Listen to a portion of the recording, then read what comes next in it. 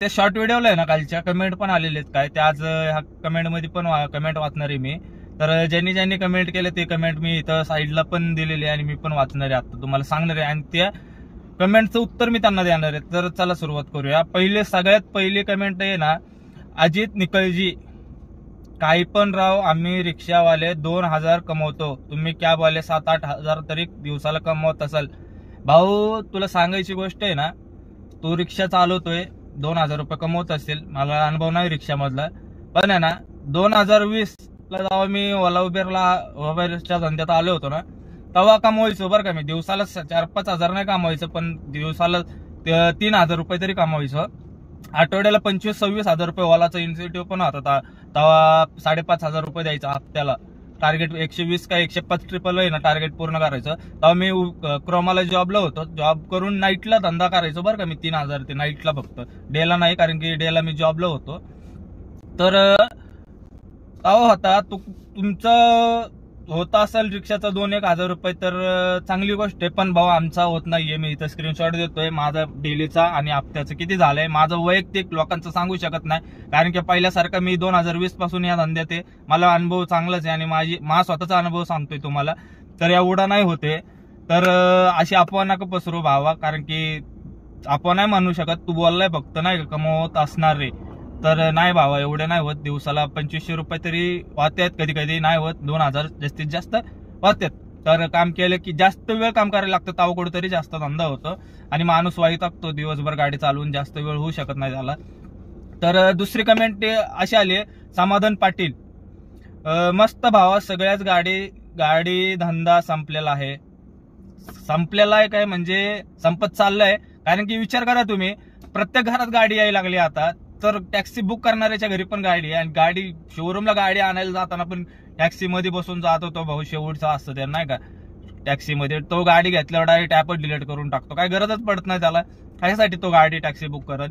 तर अनुभव पण आला असणार आहे तुम्हाला. शनिवार रविवारी ट्रॉफिक नसायचं आधी, आता ट्रॉफिक जास्त झालेलं आहे. रविवारी पण, सोमवारी कमी झालंय, ऑफिसच्या टायमिंगला ट्रॉफिक कमी झालंय, आणि शनिवार रविवार सुट्टीच्या दिवशी जास्त, कारण की स्वतःकडे लोकांकडे गाड्या आहेत. दुसरा अमोल पाटकर, 1 नंबर भावा, थँक्यू. ते मर्द मराठा भावानी कमेंट केलेलं आहे, मीही फसलो होतो भाऊ, बरोबर बोलतोय, शोरूम कडून कमिशन मिळत ओला वाल्यांना, म्हणून हा खटाटोप. ते एवढं मला माहिती नाही बरं का भावांनो, त्यांच्याकडनं काय कमिशन भेटतंय का नाही माहिती नाही, पण भाऊ फसलेला आहे चांगलाच नाही का, अनुभव आलेला आहे. मर्द मराठा नाव काय दिलेलं नाही कमेंट मध्ये, इथं बघू शकता. दुसरी कमेंट वाचतोय मी, रामदास वायकर, रामदास भाऊ, खरी परिस्थिती आहे. रामदास भाऊंना पण ना चांगलाच अनुभव आलेला आहे. अविनाश खेडकर, बापाच्या जीवावर घेतोय गाड आहे, लोक लुटतात, बँका व्याजदराने कर्ज पुरवठा करण्यात आली आहे. हा कमेंटचा अर्थ कळला नाही बरं का मला, कारण कमेंट लय मोठी आहे. बापाच्या जीवावर घेतोय गाड आहे, लोक लुटतात. अविनाश भाऊ, मला हे कमेंट कळलेली नाही, परत एकदा कमेंट करून कमेंट मध्ये कमेंट कर. राहुल भावानी कमेंट केलेले, ब्रदर खरं आहे, खरे भावा, अवघड झालेलं आहे. 2022 ला जेवढा धंदा होता ना, 22-23 नंतरच वाटोळा झालेला आहे गाड्यांचा बरं का. लोक अजून तर सण यायच्यात, अजून तर गाड्या घेणार आहेत. काय सौरभ भाऊ, मशा घ्या म्हणतोय 5-6, तीच वेळ येणार आहे भावा, थांब, तुझं स्वप्न पूर्ण होणार आहे. 4-5 मासेच घेणार आहेत लोक. भाऊ दुधाचा धंदा आहे वाटतं नाही का सौरभ भावाचा, सौरभ पाटील या.